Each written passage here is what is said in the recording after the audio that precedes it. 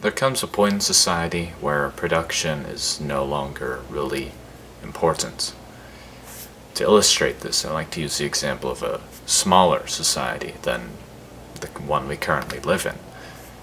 If you imagine a fairly independent group of people, and they're manufacturing most of their own things, then what happens is once everyone has the clothes they need, once everyone has a house that's built, once everyone has all the utilities and different knickknacks, and these things are built to last for a very long time, there comes a point where no one really needs to be producing very much except to occasionally replace things. But we have this issue in our current society where things are constantly being replaced. In reality, production is not something that has to be going on indefinitely. But because we have things like fashion is always changing. Every year it seems like people need to go on shopping sprees to get the latest North Face jacket or whatever it is this time. We also see with things like Christmas, parents will buy so many toys for their children, but it's very easy to be doing this and not thinking about where this toy is coming from and what makes it possible for all the children in America to have a ridiculous number of toys, which they soon grow out of. You see a similar trend with electronics, where with the iPhone, there's always a new one coming out. And this creates so many different problems. There's not only the issue of the labor that goes into making these things that is often outsourced to other countries that where the people are very impoverished and not treated properly.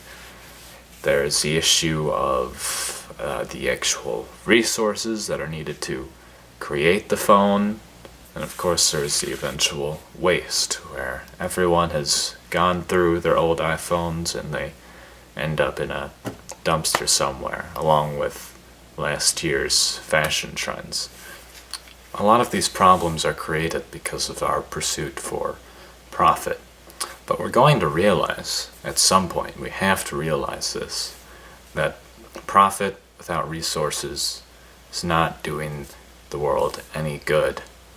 So you see the society is in a constant state of flux where it's never really satisfied with where it's at, but always trying to, get some higher level, some higher caliber of fashion or a more faster phone or a computer with more memory and so on. And we get kind of caught up in the trap of thinking that just because this thing is quantifiably in some way better, in the example of electronics, than the past generation, it does not necessarily make us more happy.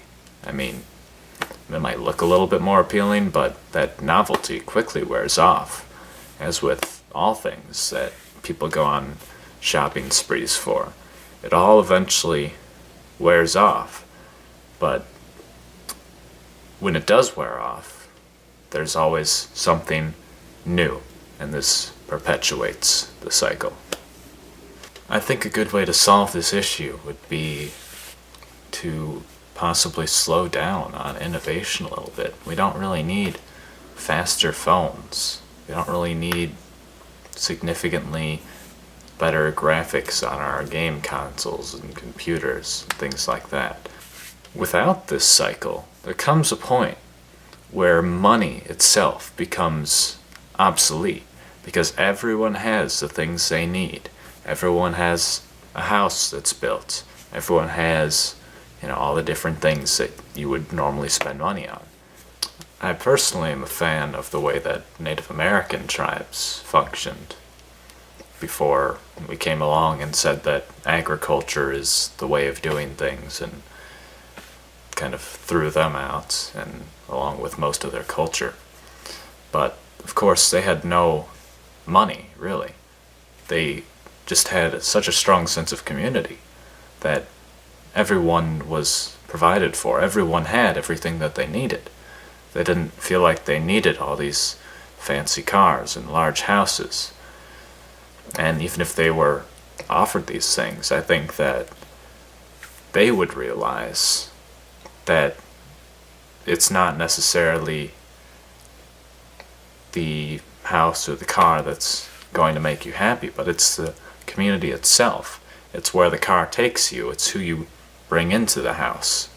And in a sense, their house was the land itself. The real value in the world has nothing to do with money. It has everything to do with the actual use of the things that our work creates for us. It has everything to do with our own enjoyment of the things that we create and the society that we've created. I mean, I'm not saying that we have to regress to a society that lives in a primitive type of way. I'm not saying we have to abandon our cultural norms entirely. However, I think it's very important that we consider strongly what is actually going to lead to a stable, happy society. Is it really going to be further progression of the technologies we have? Or is it going to be a smarter application of them?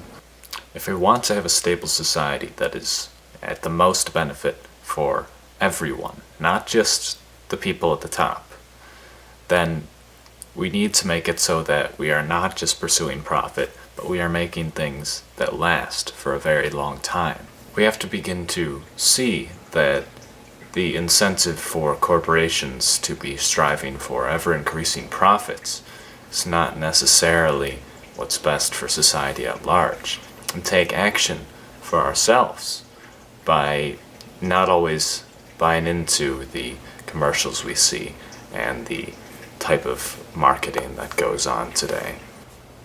I think we should also ask ourselves to what extent the existence of corporations is necessary, and how can we be reshaping the way that we go about production to not just be benefiting the corporation, but everyone in society. How can we change the motivation from corporations that plan on obsolescence for higher profits to making it so that those who are producing things for the society are doing so for the mutual benefit of everyone and not just themselves, and without realizing that we are directly responsible for the actions of the corporations, then I don't see how we're going to really resolve the sort of economic issues we have today. Because while competitiveness may have been a good motivator in the past, with the way things are right now, where we have kind of like a global society, I don't think that this is the motivator that we need.